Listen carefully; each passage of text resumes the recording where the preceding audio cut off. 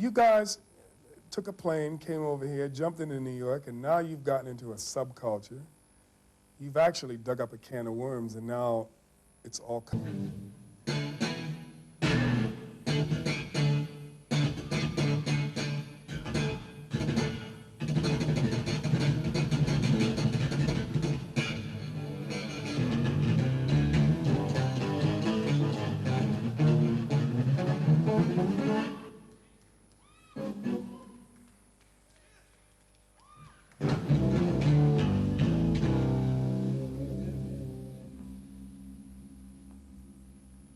Hello, this is Jean-Paul Bourelly, and this is Rocklife on WDR, coming at you on the waterfront, New York City.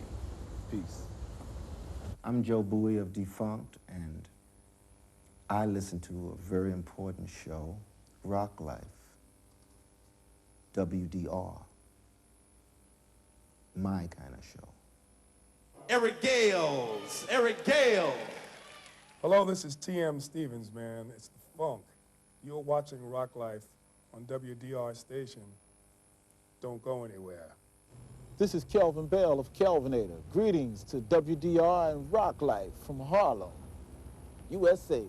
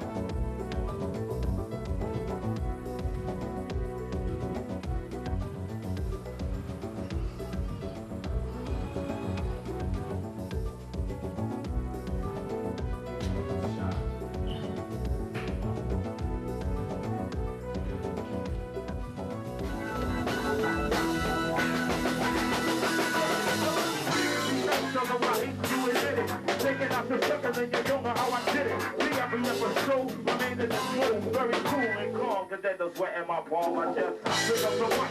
Proceed with a song, I can break through the floor. The competition's not long, the short is like a court. Bring it in the middle, run out your whistle, let me break that whole riddle. My name is Eric, and if I didn't mention D-Night, it's just your description. This is a drive to get on the mic, on the CIA to win. Yeah, the just on it. No, stop.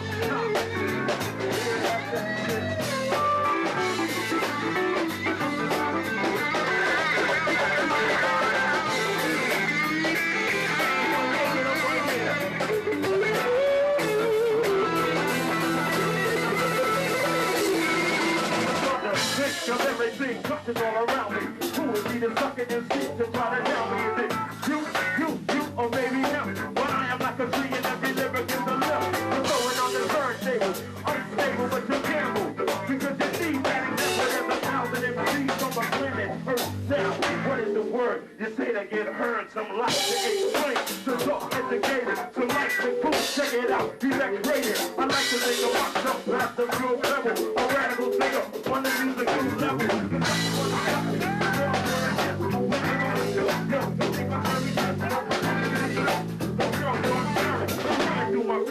I guess I've inherited the job. I've been training, they don't know me dating. So back, D-Night, that's remaining on the team. No trick, whatever teacher, what these motherfuckers, we know we're gonna reach up. So now I don't used to all define to the back.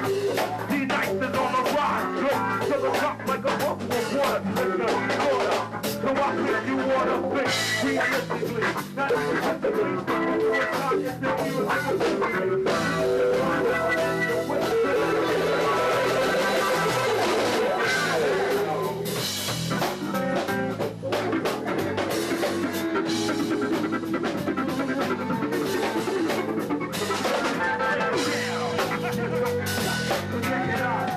I want to be on some rock shit.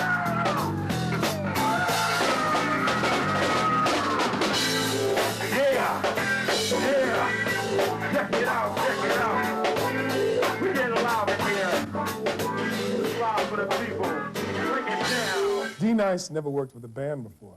He's working with the tapes and the scratching records and stuff. And the first night we played, he came and hugged us all. It was almost, everyone was almost in tears because he said, I'd never, ever done a band before. He said, this is the bomb, man, this is the shit. You know, and I said, oh man, I felt appreciated.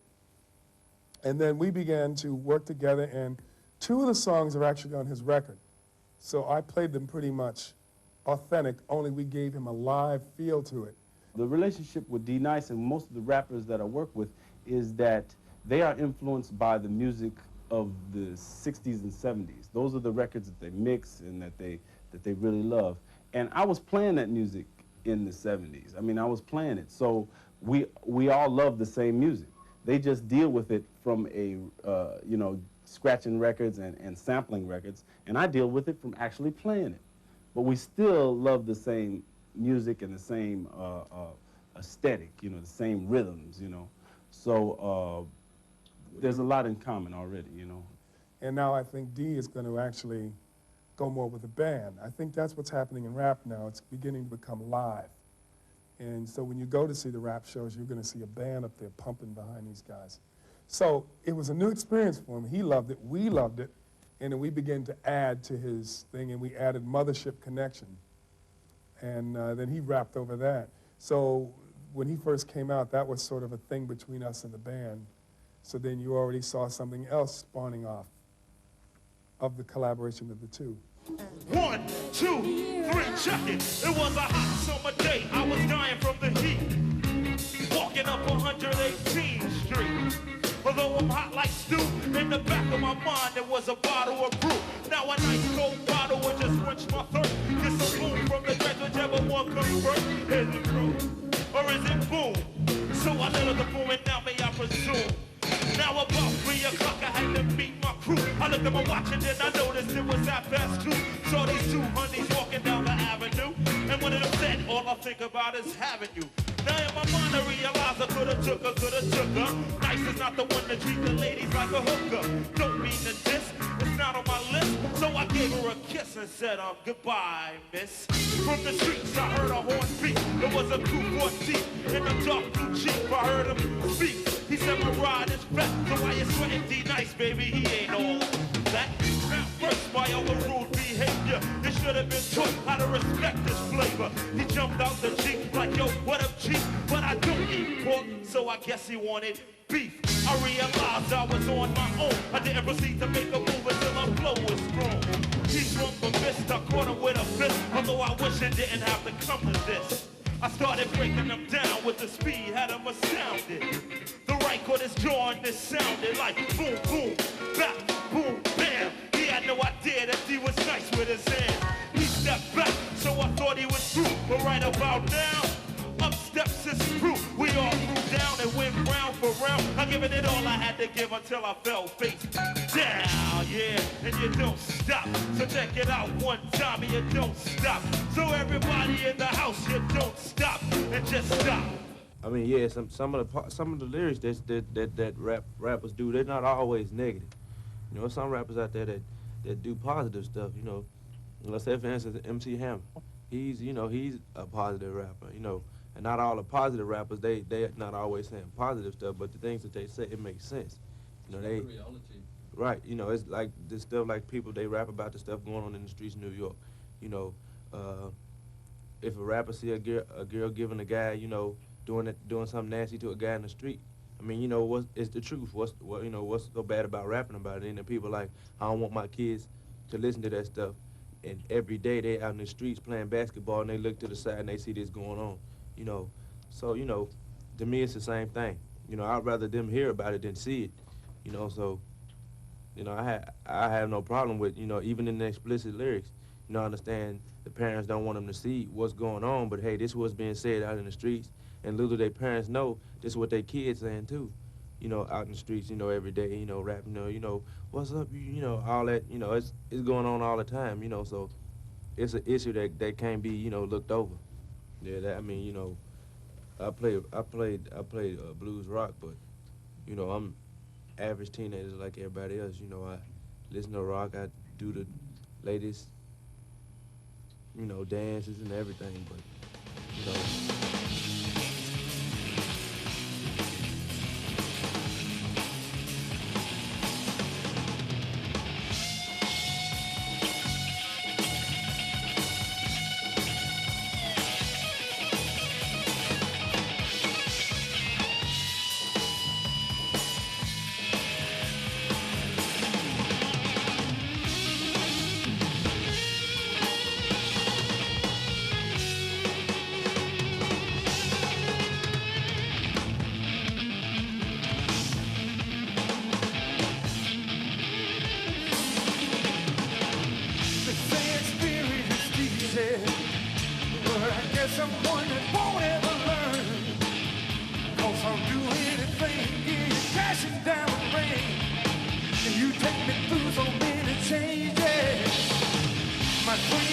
that you never change. But I got to have you, so I play your game. I can outlive love, but not the pain.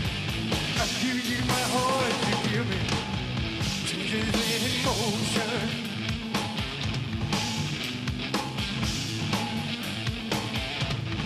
Changes in emotion.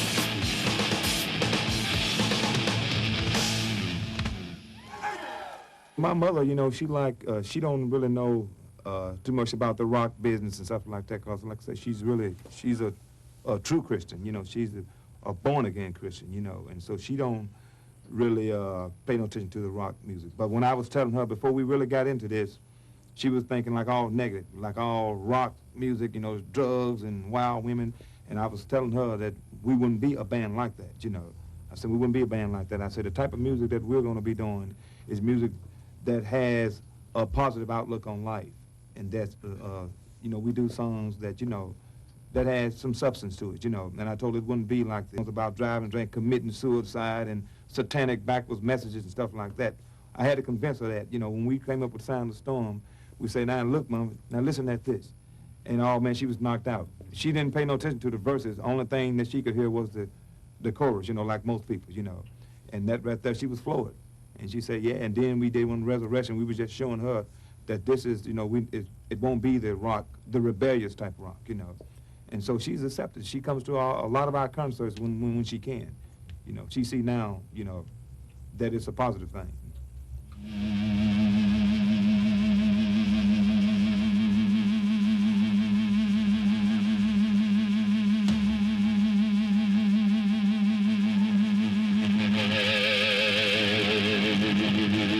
Remember what I told you? All right, we want you to put your hands together and help me out when I say people get ready. It's called Sign of the Storm. Young man's heart is hungry. His soul is on fire.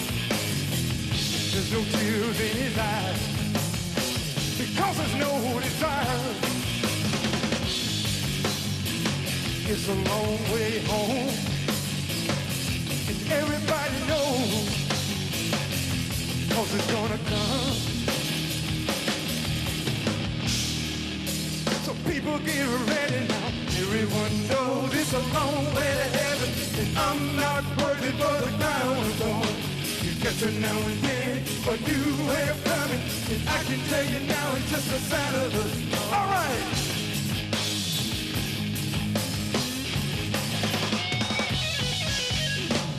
See the pain in her eyes, just a little girl caught us in the jam. Turns our heart against the world. It's a long way home, and everybody knows, 'cause it's gonna come. So people get ready. Everyone knows it's a long way to heaven. I'm not worthy for the crown of thorns. You catch it now and then, a new way of coming.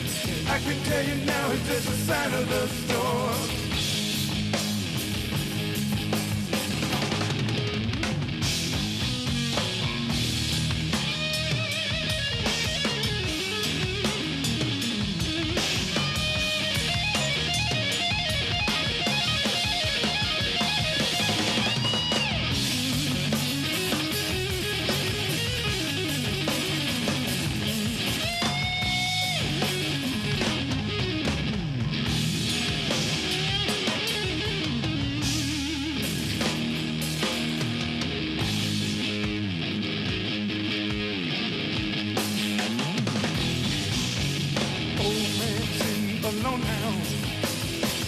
The time is gonna come.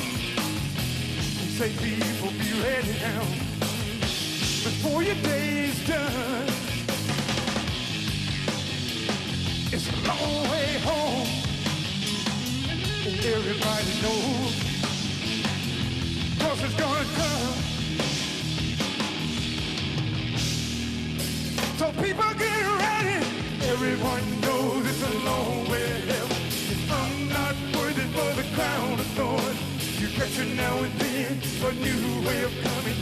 I can tell you now, it's just a sign of the storm. Everyone knows it's a long way to heaven, and I'm not worthy for the crown of thorns. You catch it now and then, a new way of coming. And I can tell you now, it's just a sign of the storm. Everyone knows it's a long way to heaven, and I'm not worthy for the crown of thorns. You capture now and then a new way of coming. And I can tell you now, it's just a sign of the storm.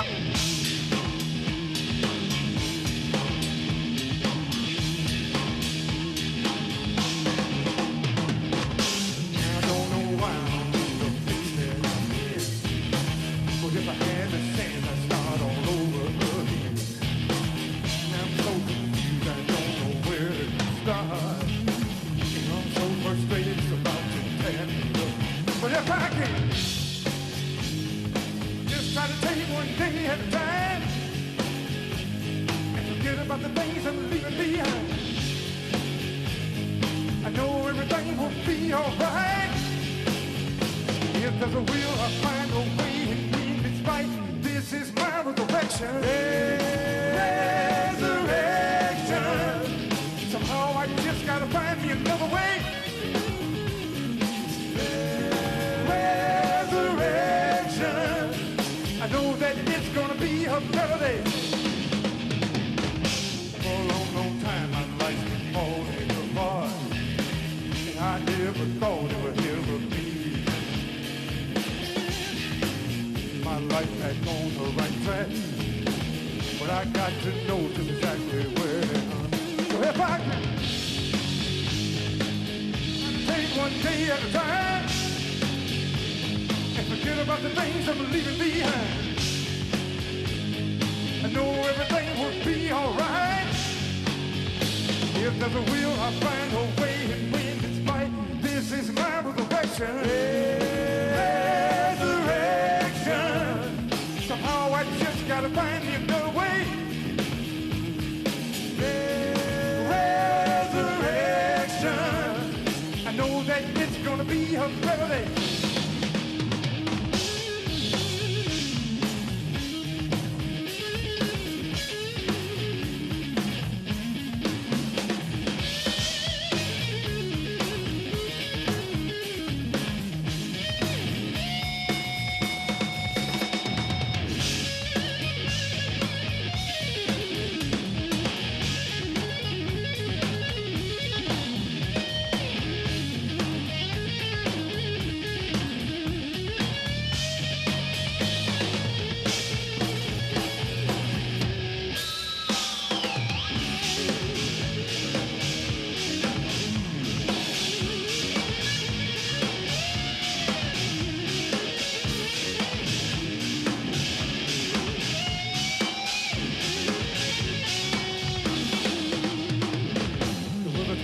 life, I didn't have no direction.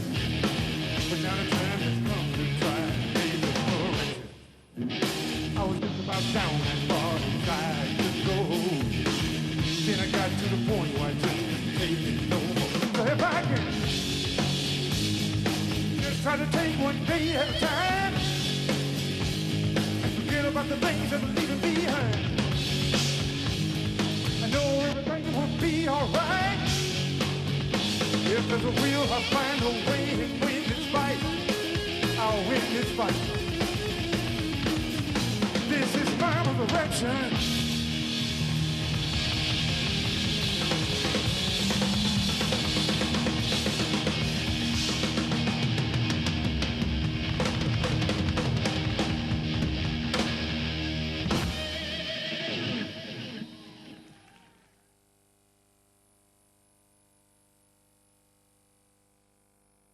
Yeah, I don't want to make a big sermon about it, but that's just my point of view, I hope, that someday that people get away from this black and white thing, because, take like Jimi Hendrix, for example, he went through that same thing, and he felt pressured like the black community feel like he should be doing this, and then the whites, that thing, that's the kind of stuff that we write about, music shouldn't have no, music is about a feeling, I say just listen to the music, and enjoy it, regardless whether it's black, white, Indian, Chinese, whatever's playing. If it sounds good, if you got great songs, if you putting your heart into it, it doesn't make no difference what color you is. And people, I hope that they accept that one day, because that's the way it is, who cares? If you never saw the band, let's say like you heard a record and it was a great song, you love the song, and you never saw the band, you would never know. Like a lot of folks, like iTunes, Sound of the Storm, the fans come to our concerts and they say, oh man, we didn't know y'all was black. I just didn't know it. See, who cares? It's sort of a very difficult wall to crack, because rock music is, even though initially people like Chuck Berry and Little Richard might have got it started, but it's sort of been kind of closed off as far. You don't see a great abundance of black musicians in rock and roll, but we've been there all the time.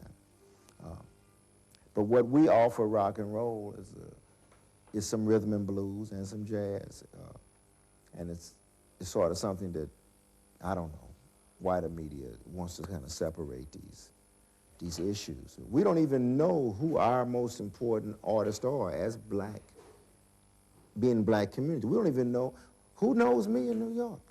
You see what I'm saying? Even the black community doesn't know anything about me. It's basically because I'm not on the media. I'm not presented to them on the television or in the mainstream yet. There is a wall that exists here in America, and a lot of it has to deal with racism from a very broad perspective.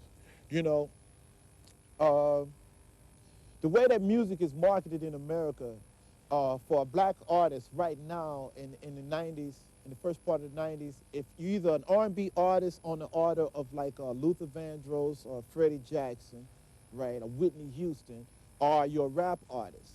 Now for the guy who's actually playing the instrument and who's pretty much the same as his counterpart, a rock counterpoint, for example, like a Guns N' Roses or a Bon Jovi, cats who actually play the music and sing the music as well. For black artists, that's closed off. For a black artist to come out and perform his music and sing it as well, record companies are saying they don't know what to do with it. They're confused by it. They're baffled. And part of it is just closed-mindedness among the industry, as well as some kind of racial barrier too, because I think there's a fear that if blacks are allowed to get involved in rock and roll, that we could dominate rock and roll. After the success of somebody like Jimi Hendrix, you would imagine that there would be a string of black guitars that the industry would want to showcase. But that hasn't been the case. With the success of an artist like Prince, who has demonstrated his ability to work in rock as well as in funk and the R&B format, you would think there would be a string of black guitarists that they could utilize in the crossover market, and they could double their money, so to speak. but there's been some closed-mindedness to that because the artists definitely exist. I mean, between myself, John Paul Bourelly, and Ronnie Drayton, and Vernon Reed, you know, we're definitely present. See, come to party, but I don't think you know what you're in for, no, baby. You say you want to get down, child. So baby, get ready to put tracks in the ground. I said, burn, baby. I said, burn, baby. I said, burn me, burn me, burn me, burn me, burn me, burn me, burn me, burn me.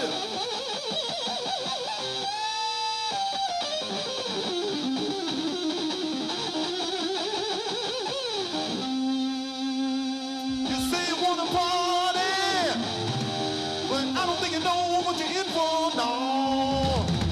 You say you wanna get down, you wanna get down, you wanna get down, you wanna get down, you wanna get down, you wanna get down, child. So baby, get ready. So baby, get ready. So baby, get ready, get ready, get ready, get ready, get ready. Put tracks in the ground. Say burn, baby, burn, baby, burn, baby, burn. Say burn, baby, burn, baby, burn, baby, burn. Say burn, baby, burn, baby, burn, baby, burn. Say burn, baby, burn, baby, burn, baby, burn. Say burn, baby, burn, baby, burn, baby, burn. Say burn, baby, burn, baby, burn, baby, burn. Say burn, baby, burn, baby, burn, baby, burn. Say burn, baby.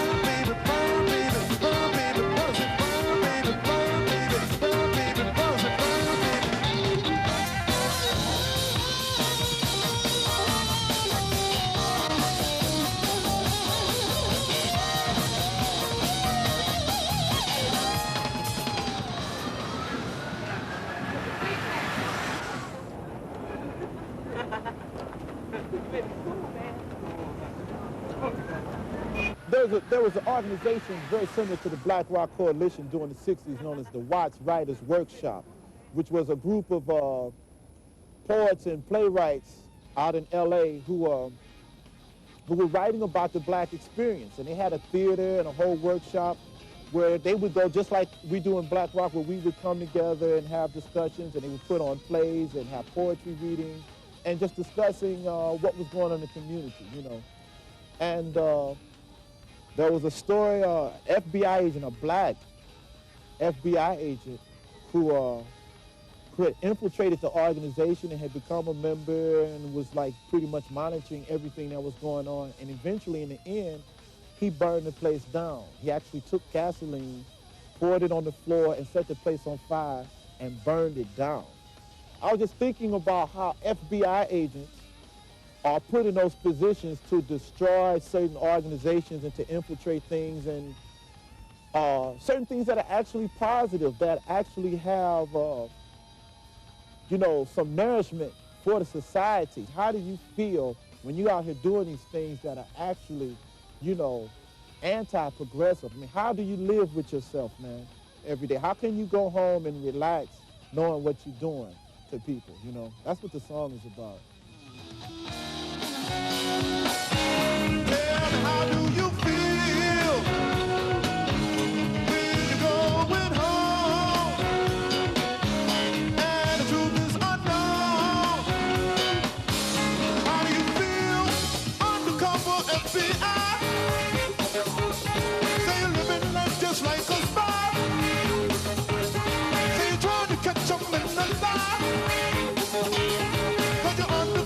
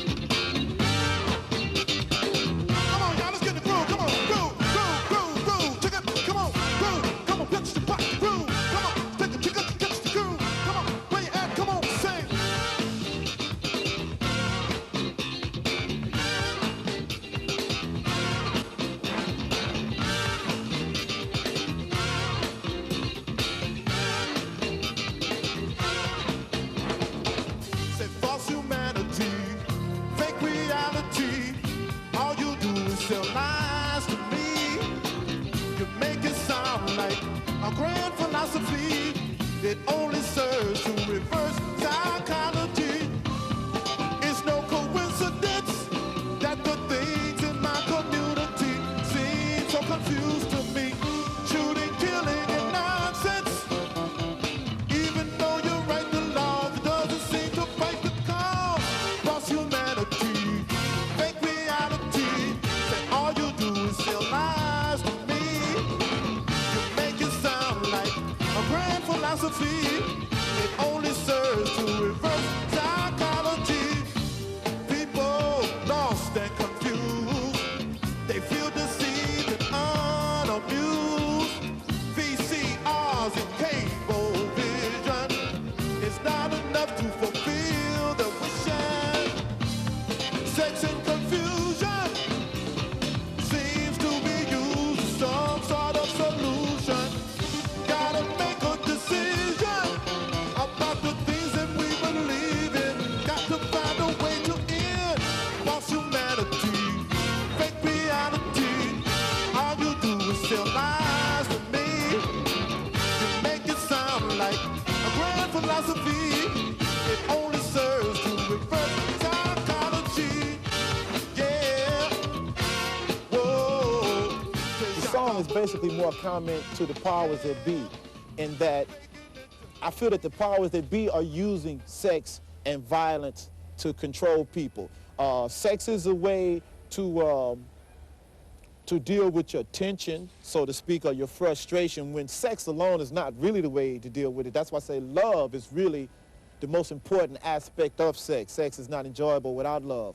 And confusion seems to be like a new marketing product.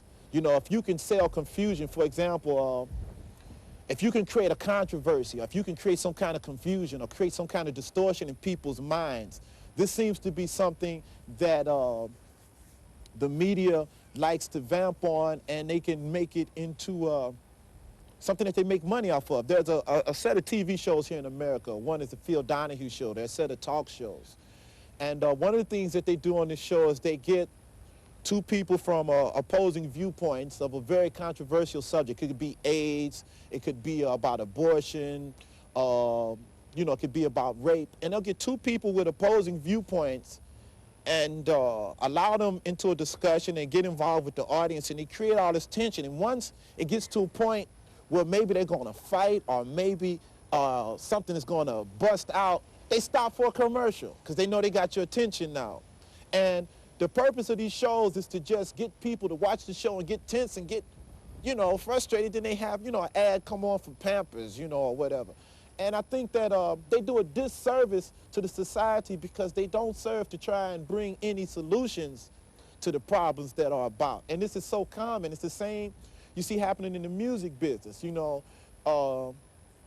you have to be sexy to sell. You know, a woman's got to be half naked. She's got to wear the tight dresses and the tight clothes to really come off. You know, they're selling sexuality. To sell Coca-Cola, you got to use sexuality. You know, to sell an automobile, they're using sexuality. You know, so I'm saying sex and confusion seems to be used as some sort of solution, but it's leading us down the wrong path. That's why I say we got to think about what's really going on and try and focus on it. That's the purpose of the song. It's not. It's for consciousness raising. False humanity, fake reality. All you do is sell lies to me. Make it sound like a grand philosophy. Only serves to reverse psychology. Yeah. Whoa. Just shock a hole. Yeah. Yeah. You're faking it, faking it, faking it. You're faking it, faking it.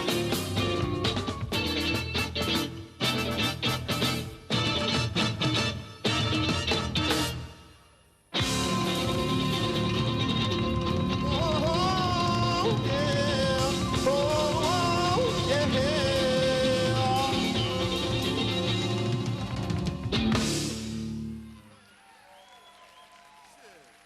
All right.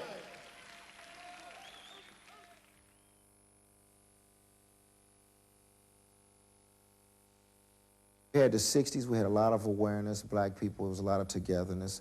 And I mean, I'm not saying that, and it's not a racist thing, it's just that everybody has to unify and at least be able to forge the positive parts of their community and utilize family to be a strong influence in the community. I mean, you need to own stores in your community. Every other community in the world, whether it's Jewish, whether it's Irish, whether it's English, every other community forged themselves in a group to the benefit of them all. And black people have to do that too.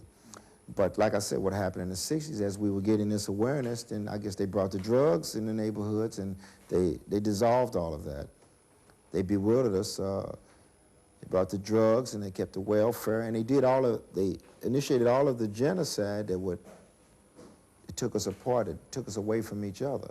And not to mention the fact that they integrated all of the cities. See, when I was one of the last generations of people who actually grew up in a black neighborhood and went to schools and was taught by black teachers where, I mean, this might sound, I don't want this to sound racist because it's not racist, it's just that we were taught by people who actually cared for us from the fact that they may have lived next door.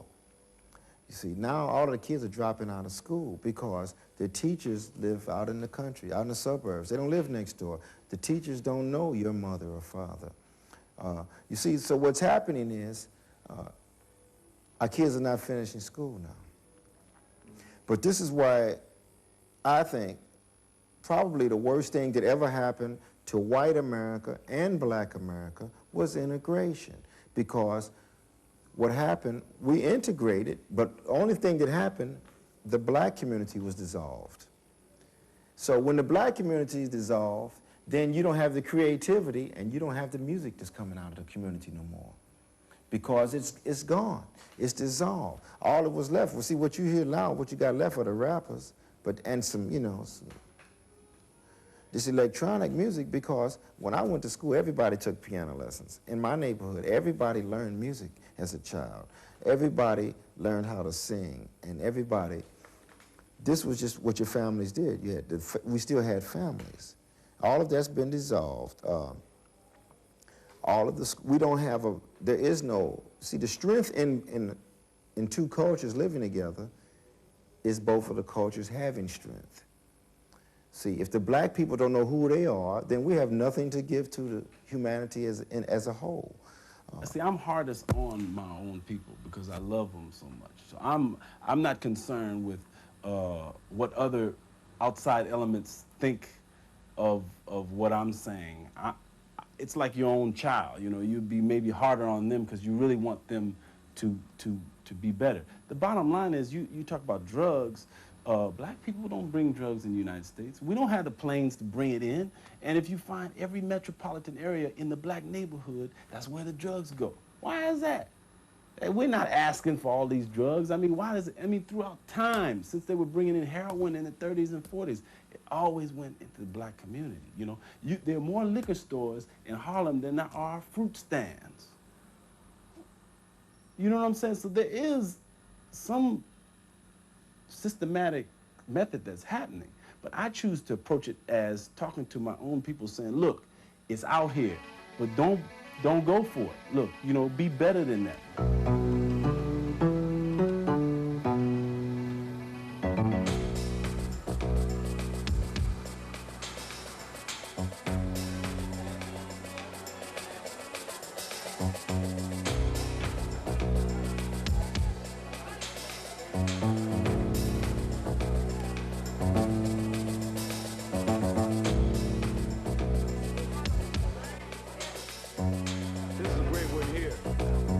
Black couple pulling on the American flag. It's like a tug of war, man.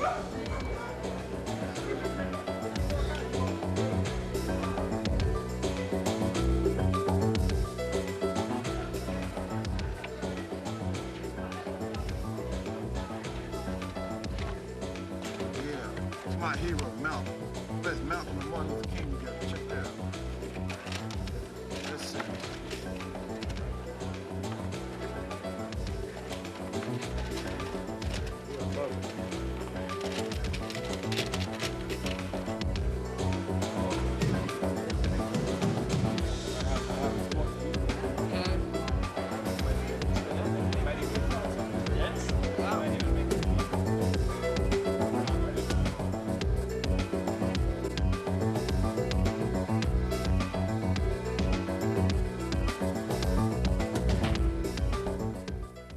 consider myself an artist. And I'm trying to paint pictures that will last for decades, I mean, you know, centuries, not just, you know, 2 years.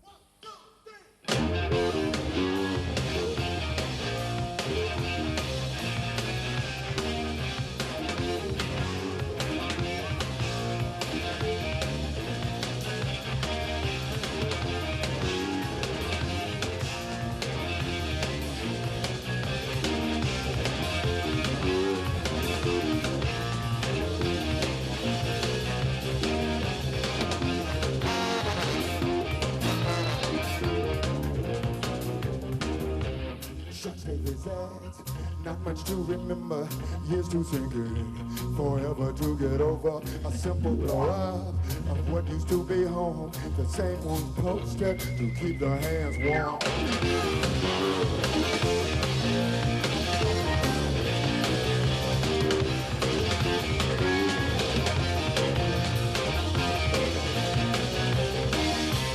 Life on the wing, a poor man's creed, the best parallel. Now let it bleed. One moment of brightness, nothing ever since the high road. No, just flapping of the wing.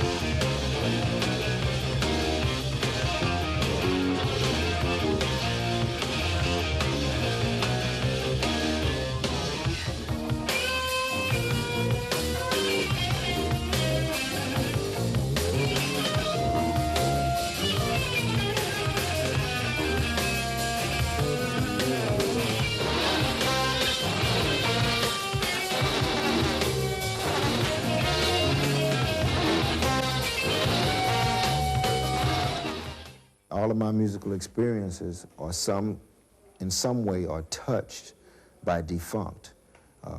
And that's why I created it, because I wanted to touch everything, but I wanted to take it to a larger audience. I wanted to take it to a younger audience. I wanted to make the music digestible to the general public, who was not listening. The majority of them were not listening to free jazz. So the only way I have to bring them free jazz on my vehicle, which is dance music, I mean, it's not so outrageous. I mean, jazz was always dance music anyway. So I'm just really following the tradition of Charlie Parker by taking the creative music to the dance floor, which is where it always has been.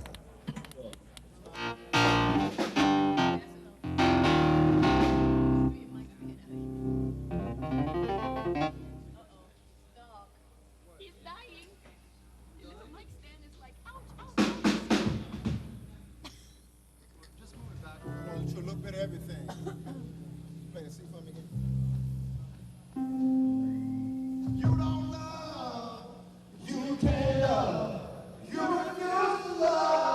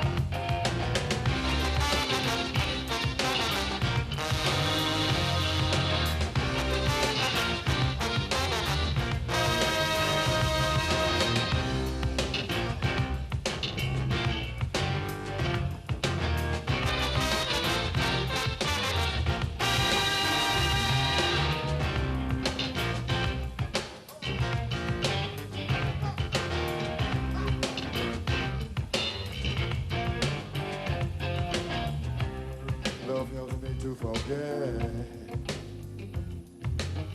how bad things can get. Maybe this world is evil, created by the devil. The prize of the moment, something else in my hand. No one can be free with the law of gravity. True or superstition, belief and disposition. To him, the most right man. Each man is just a thing.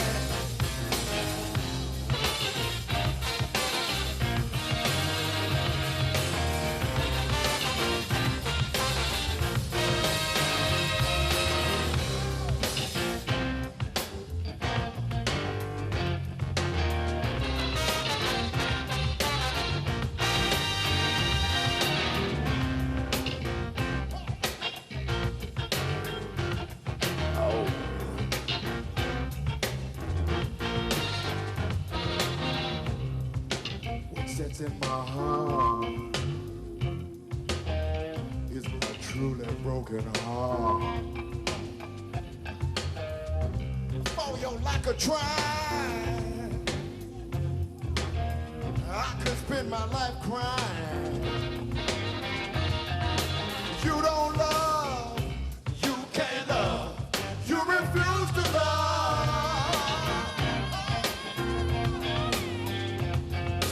You don't love, you can't love, you refuse to love.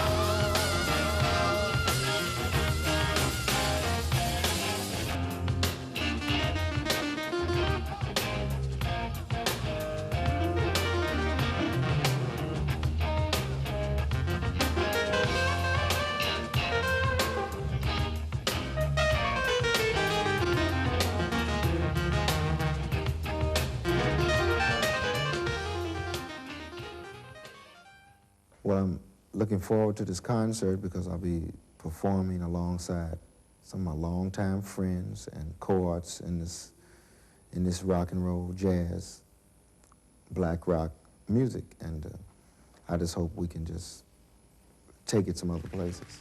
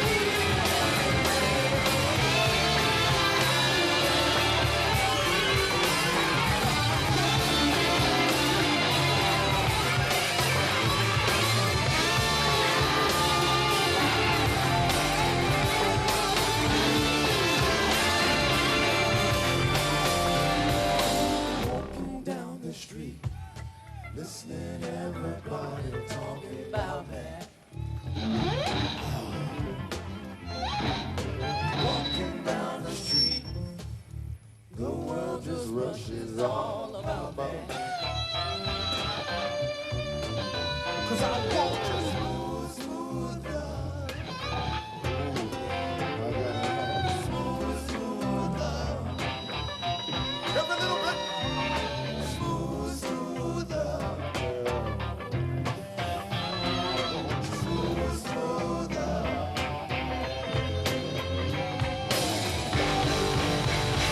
I said, I like the way you touch me, baby. I like the way you feel.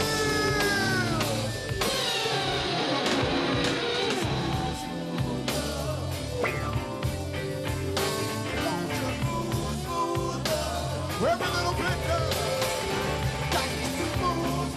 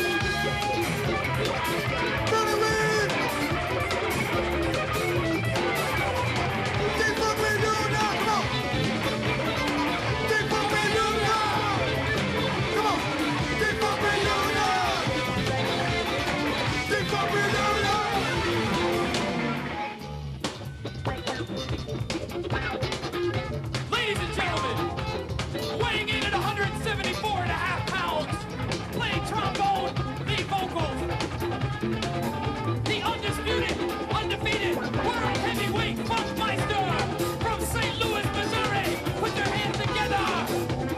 Jump away! Jump away!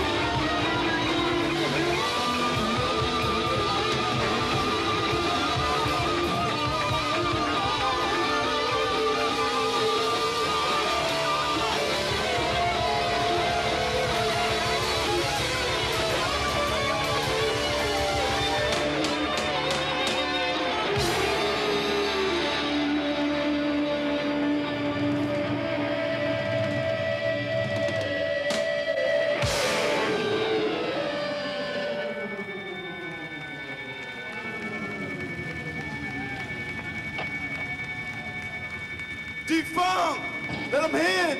Defunkt with Vernon Reed, Kelvin Bell, Melvin Gill, Joe Ronnie Drayton, Joe Bowie.